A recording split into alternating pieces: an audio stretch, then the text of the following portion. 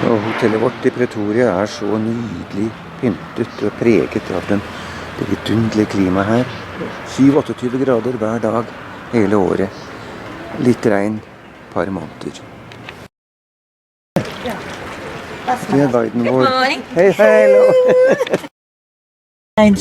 Gods, Odin and Thor and things. When people died, they came to Valhall after this, and especially if they had been fighting, they came to Valhall, and then they woke up there and had great feasts. Oh my. De svarte, og det var på dette stedet viktig, det store slaget. Det store slaget. Ja, og derfor har de lavet et monument her. Og så... The monument was built as from 1937, and it was officially opened on the 16th of December 1949. So it took a period of 12 years to build this whole building. It's built with granite. As you can see from the outside, it's raw granite. Then inside, it's a polished granite. And it's about 42 meters height. And the designer... 42. Yes. And the designer, his name is Harald Mordek. Zulus were using as their weapons, while the Voortrekkers were using guns or rifles. So this symbolizes the power of the Zulu king Dingaan, which simply means a Zulu man has more power when they have a nasagai or a spear on their hand. And we trained by women during the Great Trek because they played a very big role. They were there for the husband during times of crisis, there for their children, and they kept on maintaining a Christian way of life. And we have 4 wild beasts. The wild beasts represent 4 Zulu warriors. As you could see, they are fighting at the back. Those were the leaders during the Great Trek. The Voortrekker leaders. Yes. Yeah. So the first one there, that's Piet Retief. From Piet Retief, we have Andres Pretorius. That's the man Pretoria is named after him.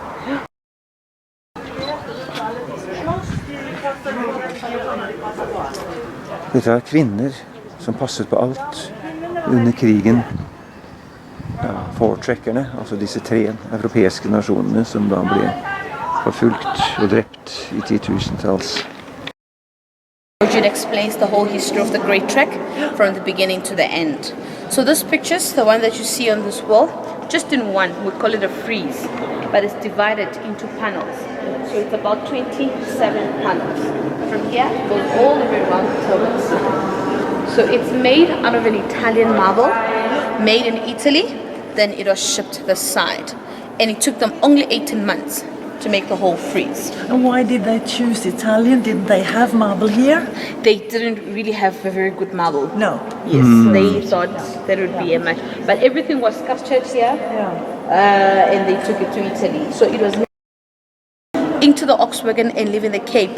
They had to move with everything they had, including the livestock, musical instruments, household things like pots, kettles, blankets, everything they're going to be needing along the way. And they started moving into the South African interior. And the second one there, it shows presentation of a Bible. The Bible was presented to Jacobus Ace by Thomas Phillips on behalf of the 1820 British settlers. And it was presented to him as a gesture of appreciation. Because remember the 1820 of what is actually happening on during the Great Trek. So this is where everything began. So it was easier for those people to arrive at the Cape Colony because of the sea point. So actually this was their resting place until they have realized this is a very nice place, then they settled over here. So it was about 15,000 people that moved from here, moved at the eastern border. And here we have Xhosas. This is where Nelson Mandela originates from, in the Eastern Cape. So Xhosas are farmers, and also the Afrikaners are farmers. So there were many clashes here with the Voortrekkers and the Xhosas. So the Voortrekker had no choice but to move from here. They moved up north, and they moved into Tabanchu until. But this means they didn't have any clashes with the Xhosas. They did. They did? Yes, they had clashes with the Xhosas, then they had to move away from them. Yes, and they moved up north. And then here they met into Tabanchu until they have realized that, you know what, we are a very big group of 15,000. If we move to one direction, we can easily get killed, all of us in one time. But if we split into the country, there's much chance of us. They didn't want to to be able to be killed in one time as a big group of 15,000. Then they divided themselves into smaller groups. Then each leader would go whichever way, like this one. Louis Richard, he went up to the Sopansberg Mountain, went down to Maputo, and then they ended up in Durban. Yes. So this is a summary. I'm going to tell you much into detail when we look into the freeze. So that's where the Battle of Black River took place. So we were up in the region here. So this is KwaZulu-Natal. Yes. This is where our restricted and his people, because they were very good hunters and they used to trade ivory. So over there, that's where the Kruger National Park is. Yes. So he went with his people there, and they because that area is very hot. They were attacked by mosquitoes and tsetse flies. That's when they got malaria. And because of that malaria, they were forced to move from the side and then move to Lawrence-Mark, which is Maputo in Mozambique. And that's the leader there. He's now presenting his gun to the Portuguese district governor Antonio Gamito. And his wife at the back there, she is still ill with fever that was caused by malaria. So they went up to the Sopansberg. This is where Kruger National Park is. They were attacked by malaria. They went to Maputo. And then the 20 people who survived were taken to Durban, which was Port Natal at the time. So that's why I said this is more like a summary to what I'm going to be telling you on the story. All right. That took place, which is the Battle of Verkop. The leader here, his name is Hendrik Potgieter. We see Potgieter's track was attacked by 6,000 Ndebele warriors. Remember I showed you a wall outside, a wall of protection. That's the same wall they built to defend themselves. If you look clearly, you would see the Ndebele taken from the outside and the foot trackers inside the laga. And the women and the children, they're doing bit by loading the muzzle loaders and casting bullets. Because can you see how big is that gun? It could only shoot once. That's why women had to help their men by reloading the guns. And this young man here, he was only 11 years old during the Great Trek, and he later became the president of the Transvaal. That's President Paul Kruger. Yes. Paul Kruger. My darling friend, you can join us because we're two guys. We can't be doing this, the two of us. Exactly. You can come with me. That was shortly after he arrived at the Fat River. That was then that he was elected to be the governor. Because remember, these people, they moved as a big group of 15,000. Divided them 15. Yes. And they divide themselves into smaller groups. Now they wanted to combine a few of those groups. Let's say they combine 4 groups. It means now there's going to be 4 leaders in one group. They had to select. That's why he was making a promise that I'm going to be a very good leader. That's the main person we talk about. He was a leader on the 4 groups. Han blev den Store ledaren. And here, it shows the Battle of Kapain. This battle took a period of 9 days, and then the Ndebele were defeated and retreated to the north. That's when they decided to cross Limpopo and establish their new capital, Bulawayo, which I believe is in Zimbabwe. And again, this is the only sculpture that shows the only battle that has ever taken place on a man on a horse, the other man on an oxen. The oxen wasn't effective enough because of the noise of the guns, even the smell of blood. That's why the people were falling from their own oxen. And the advantage with this ones, we're using horses. Usually horses are taken to hunting. They're used to that kind of a noise. And also they're using guns. They could shoot while they were still far, which these ones, they were using spears. They needed to get closer, but they couldn't. That's how they got to lose the battle. That's the same people. Hendrik Potgieter, who was the leader of the foot trackers. Potgieter was just saying thank you for the assistance he got from Rolong after the Battle of Verkop, the first one over there, because they couldn't use their ox wagons anymore because they built them into a circle. Most of them, but now they were hoping to get that land from Dingaan, who was the Zulu king. And that man there on top of a horse, that's Peter Tief's messenger. Remember, Peter Tief was the leader who was elected to take over a large group. Now he has told his messenger to tell the foot trackers that Dingaan, the Zulu king, he's now prepared to negotiate. He hasn't given them the land yet. He's just there to listen to what exactly do they need. He's going to be able to offer that piece of land to them. So now that's Deborah Retief, the daughter of Peter Retief. She painted her father's name on a rock at Kerkenberg, which was on the 12th of November 1837. That was the father's birthday, and she decided to do that as a present to him. And that rock is still standing even today. Kerkenberg, it's in the Free State. But his father never got to see his present because he was killed while negotiating with the Zulu king. I'll get much into details about that later. negotiate with the Zulu king. That's when they decided to take off the back wheels of an ox wagon and they inserted tree branches. Like a mountain is steepy. If it goes down, it has to pull those trees down, then it becomes a little bit slower. Then the journey becomes easier and a lot safer. And then Piet Retief was the leader. He was now accompanied by 70 men who volunteered to go with him to the negotiation with the king. And while the women and children, this is the final negotiation, which we call it the signing of a treaty. The treaty was signed on the 4th of February, 1838. This is Dingaan, the Zulu king. This is Piet Retief, the leader of the Voortrekkers. And behind him, those are the 70 men that came with him to the negotiation. And there's one guy there who's bareheaded. His name is Thomas Halstead. He was an Englishman, but he knew Zulu. So he was the one who was interpreting the whole signing of a treaty. Because he was a missionary, he went into different churches. That's how he got to learn Zulu. Even though it wasn't that fluent, he could try to translate to the other king. And behind Dingaan, you'd see the Zulu impis that are kneeling down because they were not supposed to be higher than the king. That was their belief that the king is the only one who's supposed to be higher than his people. And that was to show respect. And there's one guy here with his hands cupped. He acts as his spittoon because the Zulu king was a very superstitious king, believing in witchcraft, that if he would spit on the ground, the witch doctors could take that spit and bewitch him. That's how he actually protected himself or protected his chieftaincy. And for him, this guy, to do that, it was a great honor. I mean, it means the king trusted him with his life. So it means you're best person in his life. Exchange of the cattle that are stolen from him by the other black tribe, which was the Bapedi of Skonyel. Now, those cattle are in the Voortrekkers' possession. What they're saying is, we're going to give your cattle back only if you sign the land to us.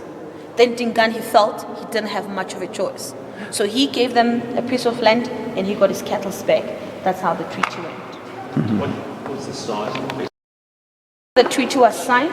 After the Voortrekkers got the land that they needed so badly, they were invited again back to Umgunguntlov, which is the Zulu kraal. And because they signed a treaty, they had an agreement, that's when they decided to leave their weapons outside and they entered with good faith. And while they were there, they were taken to Moordkoppie, which was known as the Hill of Death. And all the 70 men who went to sign for the land were killed by sticks and stones, as you could see over there. And then Piet Retief, who was the leader, he was killed the last one. He first had to witness how his people die, including his son, because he was also part of the signing of a treaty. So can you see, it was a trap from the beginning. Dingaan, he knew he was going to kill them because the only thing that was important to him was to recover his cattle. Now he has his cattle, he wants his land back. But the interesting thing is, can you see that small bag that Retief has on his side? After he signed the treaty, he put the treaty inside that bag. And remember, those years, black people were not literate. Dingaan didn't know what was actually written inside the treaty or how much power does the treaty have. He thought, if I kill these people, then it's over. I get to get my cows and my land back.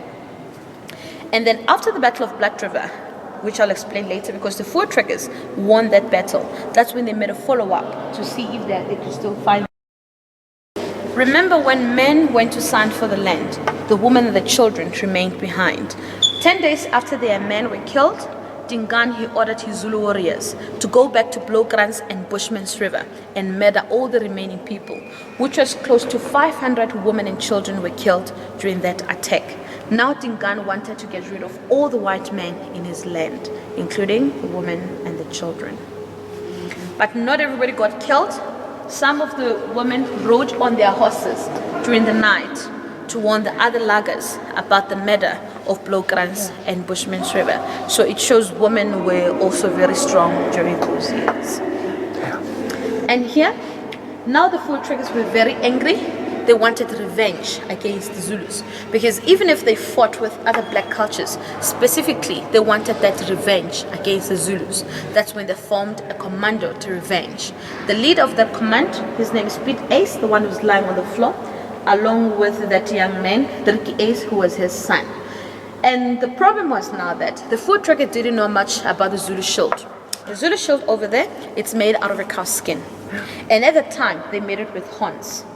And they were hiding themselves from the shields, behind the shields. From a distance, the Voortrekkers thought it's oxen or cows lying there.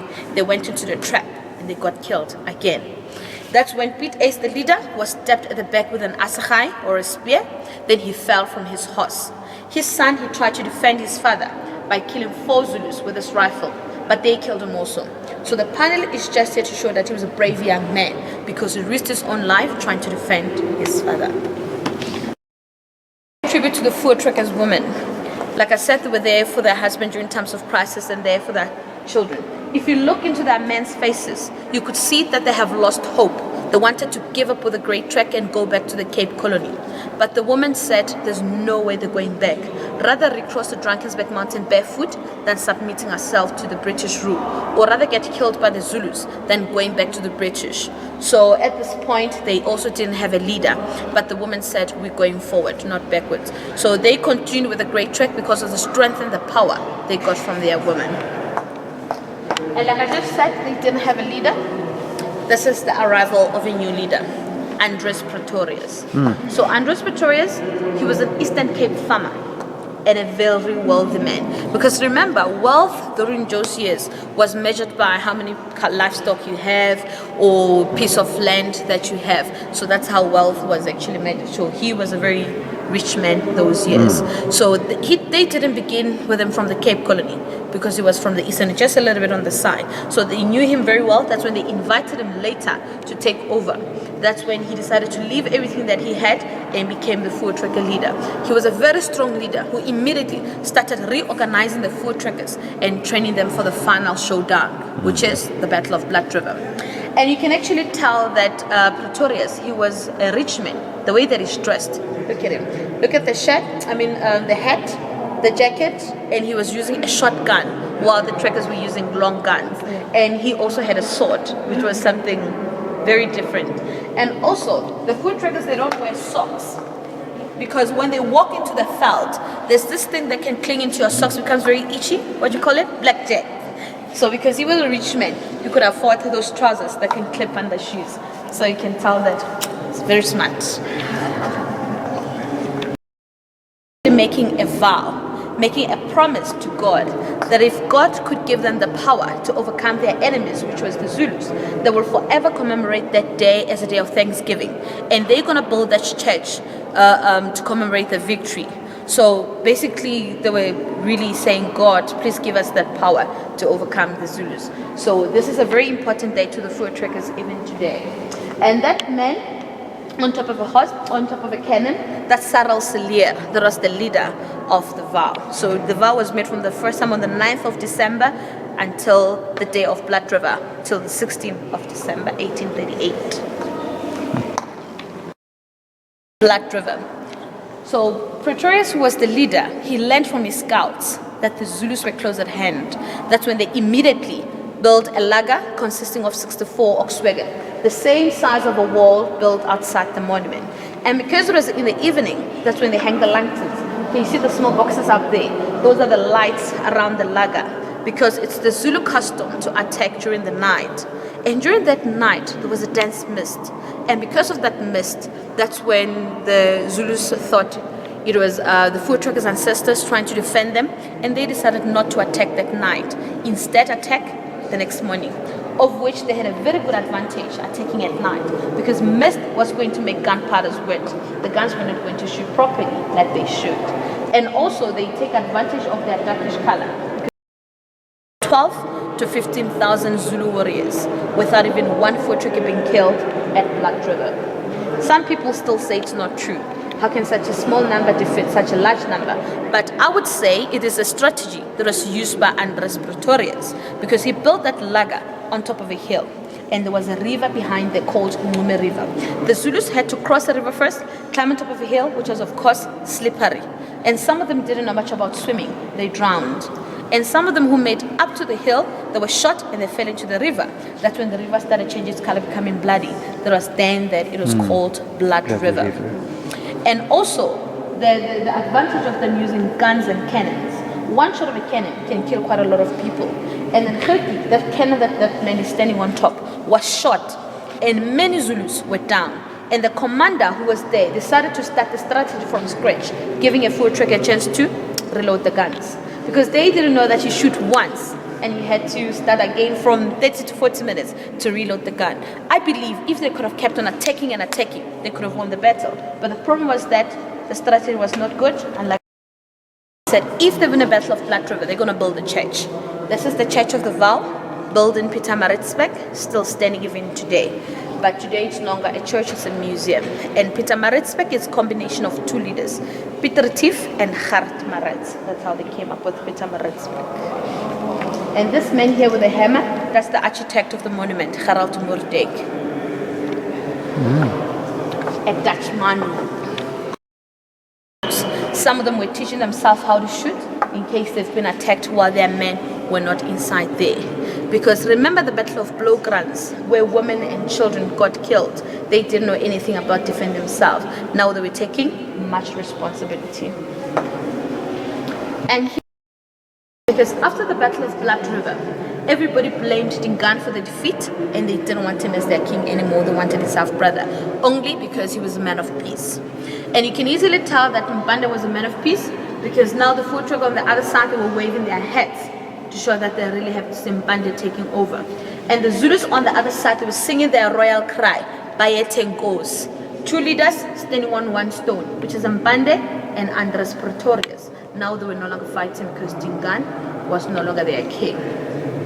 And before this young man took over as the king of the Zulus, his brother Dingaan, he actually murdered the other brother, which is Shaka Zulu. Shaka Zulu was the first one to be born, because in the Zulu culture, if your father is a king and you are the firstborn son, automatically become the second king. But in this case, when Shaka Zulu was born, the parents were not married. So in the Zulu culture, if you guys have a baby and you're not married, the child will not be recognized as part of the family. So he could not become the king of the Zulus. So Shaka was the firstborn, Dingaan was the second, this one was the thirdborn. So what happens to the spears? It will be gone. Then you don't have anything to continue to fight with. Then you just have to run away. Then Shaka said, we need to be brave as warriors. They cut the spear short in them. And then you attack your enemy while you're close. You stab, you twist, and then you pull out. You call it isikra. Then you still have a spear on your hand. You can continue to fight as a warrior. And they also had a small spear, shield. Then he introduced to have long ones that can protect them from head to toe. And the biggest thing also was that what he did is he would steal young boys from any African culture, any from Tswana, Ndebele, or whatsoever, and make them join the Zulu clan. That's why even today, when you check the statistics of black people, the Zulus will be the highest culture.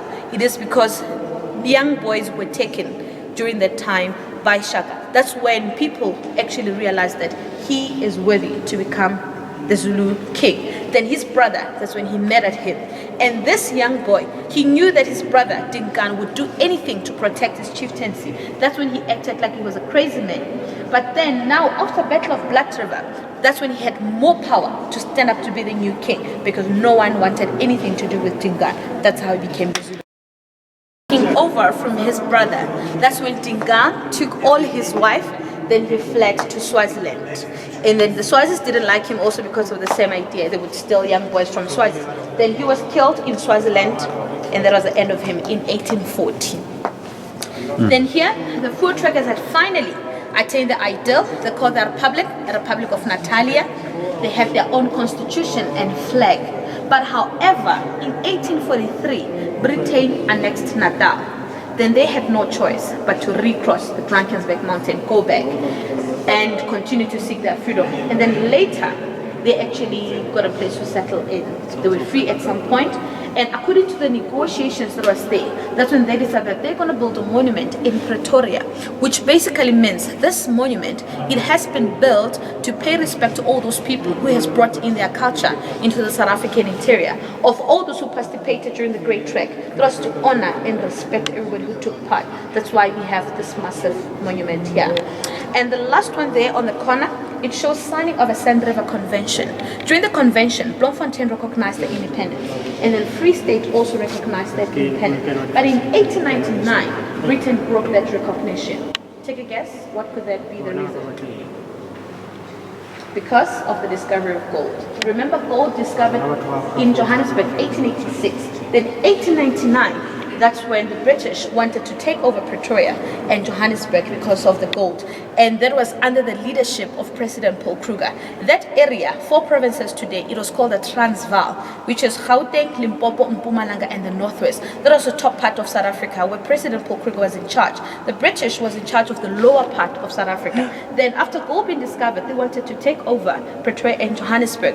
That's when President Paul Kruger, he built the 4 forts in Pretoria, which is Daspoort, Wonderboom, Klapperkop, and Skanskop, which is one, it's inside of the monument. And the other one, it's built in Johannesburg, which is where our constitutional court is based today.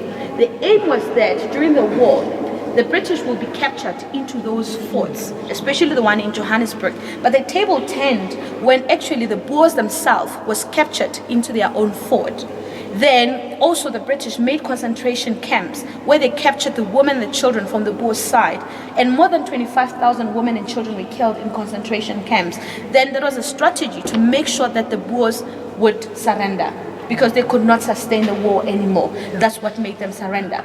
And then between that time, because they had to end the war at some point because they're going to lose a lot of people, that's when they had to come up and sign a peace treaty.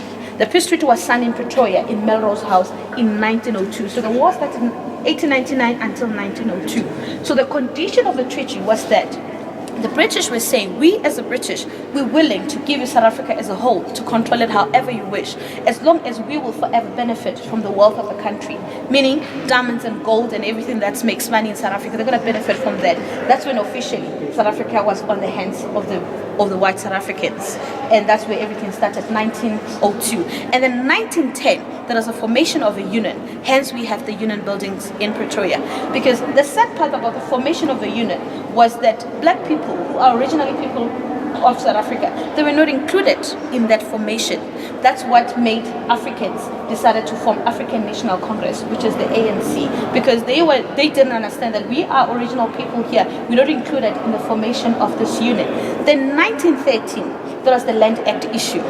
The Land Act was a strategy called divide and rule, because it was easier to divide people in order to be able to rule them accordingly. Because as South Africans, we were living together as Zulus, Ndebele, Vendas, and all of us. Then they decided that now people had to be categorized according to their cultures. That's why you find that in Northwest you find only the Tswanas. In the Eastern Cape it's only the Xhosas. Then in KwaZulu-Natal it's only the Zulus. That was a strategy. So most people, they think apartheid started 1948, which is not true. It started long before that. The Land Act on its own, there was formation of apartheid. Then 1948, the policy of apartheid was an official law in South Africa. So it started long before that. A cenotaph is a Greek word which means an empty tomb, which means there's nobody buried inside here. It just symbolizes the resting place of Piet Retief and the others who died during the Great Trek.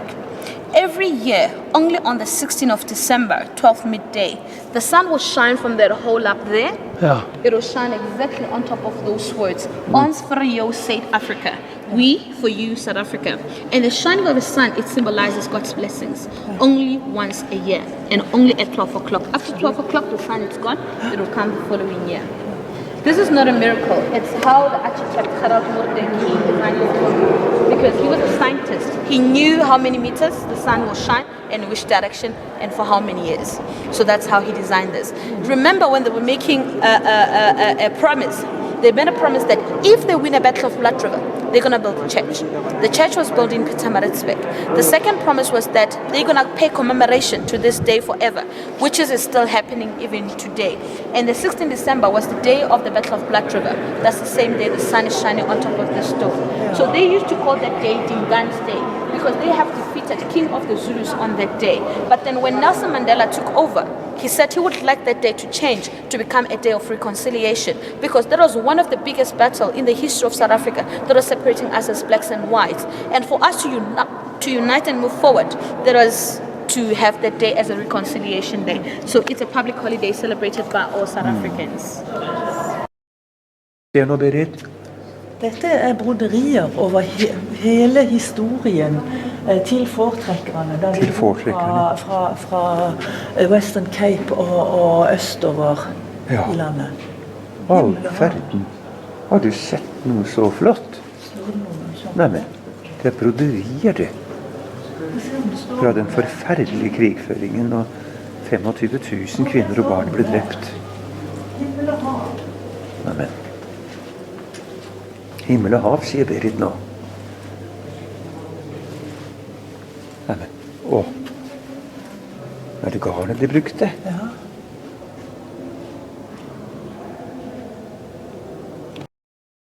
Broderiet lavt fordi at det hele steinfiguren, frisen oppe i hovedetasjen, den viser hva mennene gjorde under denne perioden, mens Nelly Krüger mente at de måtte også vise hva kvinnene gjorde. Derfor så alle disse broderiene bortover hele veien, de forklarer hvilken rolle kvinnene spilte i hele den prosessen, for de var jo også veldig viktige for at de skulle komme frem der de kom. Først. Ja. Flott. Derfor altså. Stemte på et tidspunkt da engelskmennene overtok, det var at zuluene skulle holde til i ett område av landet, rosa-folk i et annet for, Ndembele et tredje sted, sånn at alt etter hvorfor en stamme de tilhørte, så ble de flyttet til forskjellige deler av landet. Ja. Ikke der de opprinnelig kom fra. Nei, nettopp. Det var flyttet. Ja. Ja, og da tar vi har bare et kvarter igjen og skal på toppen. Berit, nå er vi kommet på toppen da, hva? Ja. Og der ligger universitetet Ja. i SØR-AFRIKA. Ja. Og enda lenger borte så har du universitetet av PRETORIA. Universitetet PRETORIA. Og så har du telekomtårnet. Det er der.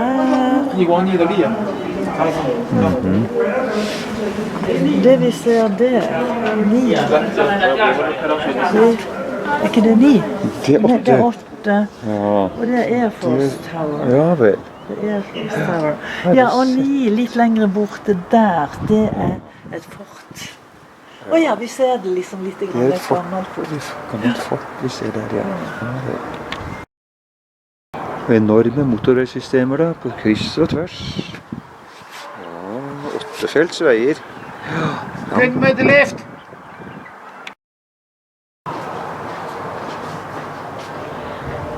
Fantastisk konstruksjon. Ganger på kryss og tvers.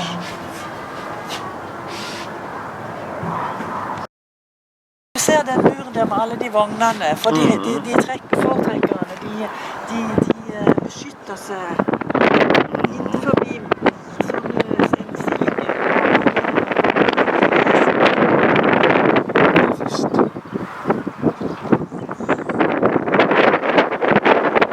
Nydelig panorama.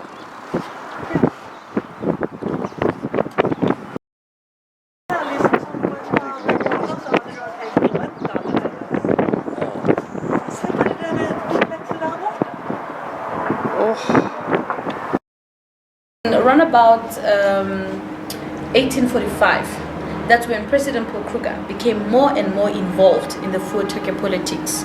That's when he actually was interested more about that. And then in 1877, that's when the area, which is the Transvaal, was actually annexed by the British, obviously because they wanted to take over Pretoria and Johannesburg. That's when President Paul Kruger, he took a leading role in a fight against Britain. Yeah. Then after that, his people actually put more trust in him. That's when they elected him to become president of the Transvaal. That was in 1883. He became president in 1883. Then 1884, that's when this house was built. So this was the presidential home. So everything that you see here, it is original as it used to be. Nothing has been changed, or the furniture. This is the same furniture that he used. As you can see over there, that's the roof was leaking. Yeah. Then the municipality of Tshwane, they fixed the roofing outside and leave everything as original as it is because they wouldn't want to tamper with it. And then President Paul Kruger, he lived here with his wife, Gesina, and their youngest child. Because President Paul Kruger, this was his presidential home. His original private house was in Rustenburg. That's where he stayed with his wife and children.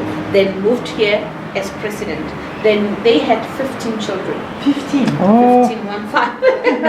And some of them died as infants. Yes. So only one child and the mother and the father lived in this. The other children assassinate President Paul Kruger.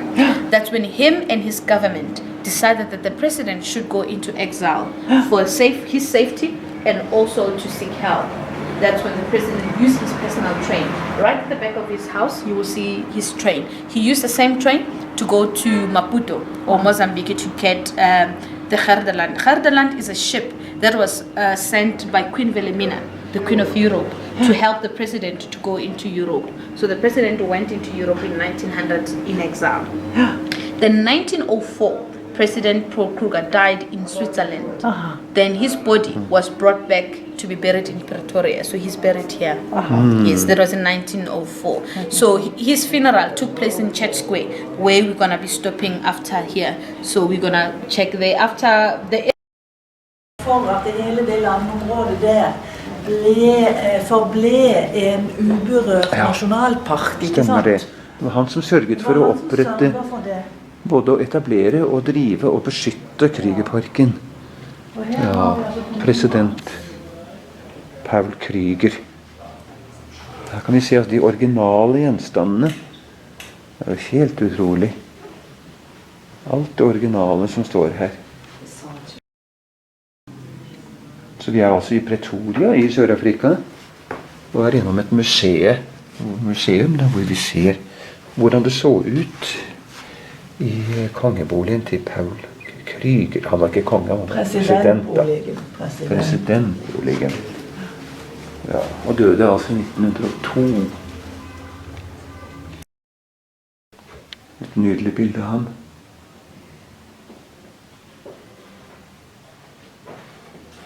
Masse dokumenter og soverommet til president Paul Krüger. Ja. Men i all verden. Masse bilder langs hele. 1800-tallet. Og hattene hans. Og her har vi også et soverom.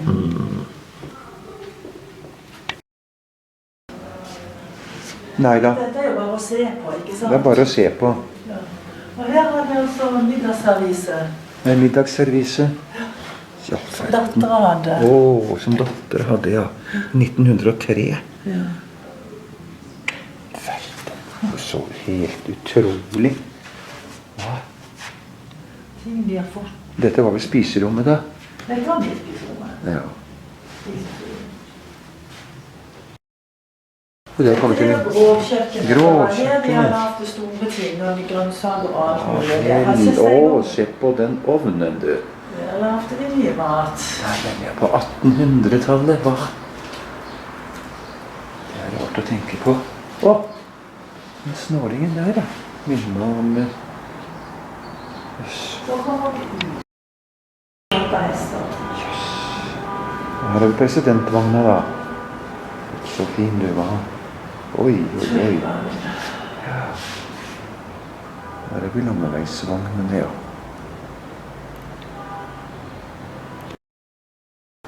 Dette er gaver som president Paul Krüger fikk gjennom livet sitt, det altså. Ja. Mest som president. Som president, ja.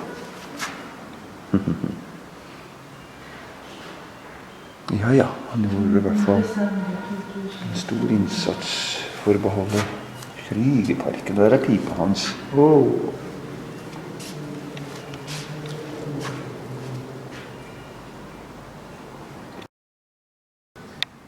Skandinaviske korps.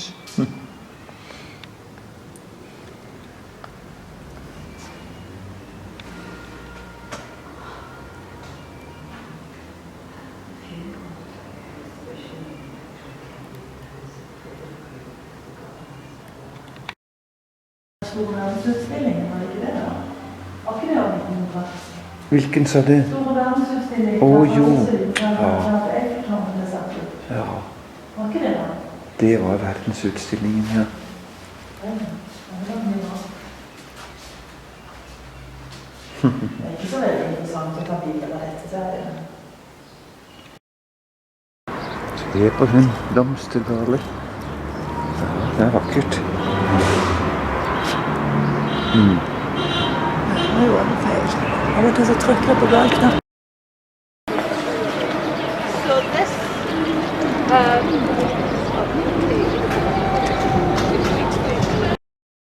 center of Pretoria. This is right in the middle. So this area was called Church Square because of the church that was right over there where President Paul Kruger's statue is. So that was the first church in Pretoria. That's why it's named Church Square. And in the Church Square, we have quite few buildings that are very important. I'm going to point them out to you. So remember I said after the funeral of President Paul Kruger was held here at the Church Square while the church was still here. And then after 1904, they demolished the church in 1905 and they erected the statue of President Paul Kruger. And they used the material of the church to build the Cafe Ridge. Cafe Ridge is this one on the corner. So Cafe Ridge is a coffee shop and also a bar. Can you see over there? Yes, so that's the Cafe Ridge. And then next to the Cafe Ridge, that building over there, that used to be the Netherlands Bank. Right over there. And then after the Netherlands Bank, it's right over there. So originally, the office of President Paul Kruger was a two-story building. And next to his office used to be the hotel. So the hotel was bigger than his office. Then he had to add another story to make it a three-story building. So that's why it is three-story there. So today this is the mayor of Pretoria's office. Yes. And then over there, South Africa, it used to be Semi Max's office. Semi Max, he was a landlord and a very close friend to President Paul Kruger. Also one of the guys who benefited a lot from the gold rush. And then over there, and that's Palace of Justice. Jesus.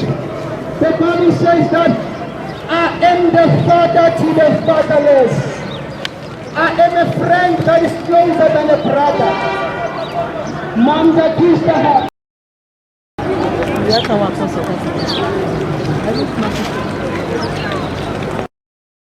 Dokument, altså fredsdokument signert. Fredsdokumentet ble signert i det vidunderlige vakre huset, altså. Akkurat det. I 1902. And then on the left-hand side. Ja, nå er vi da på Union Hill og ser utover hele byen. Vi kan se over på andre siden der vi har vært før i dag. Og så har vi da, så vil vi vende Hva har vi nå? besøker vi altså en høyde i Pretoria som er meget vakker. Og vi har noen skjønne bygninger bak oss, som er administrasjonen til Stortinget da. Eller regjeringen. Regjeringen, som vi skal se på. Unveiled on the 16th of December 2013 because Nelson Mandela was buried a day before the statue was unveiled on the 15th.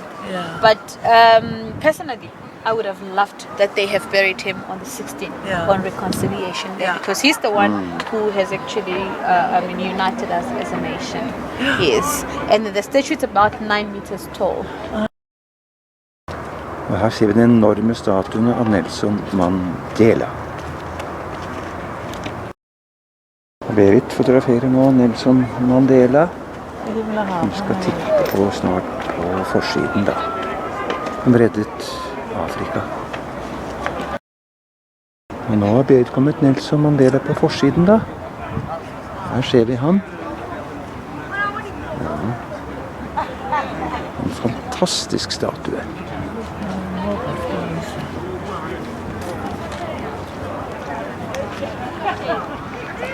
Og den vakre administrasjonsbygningen til regjeringen som ligger bak der da. Regjeringen er jo Johannesburg. 1914 til 1918. Their ideal is our legacy, their sacrifice of inspiration.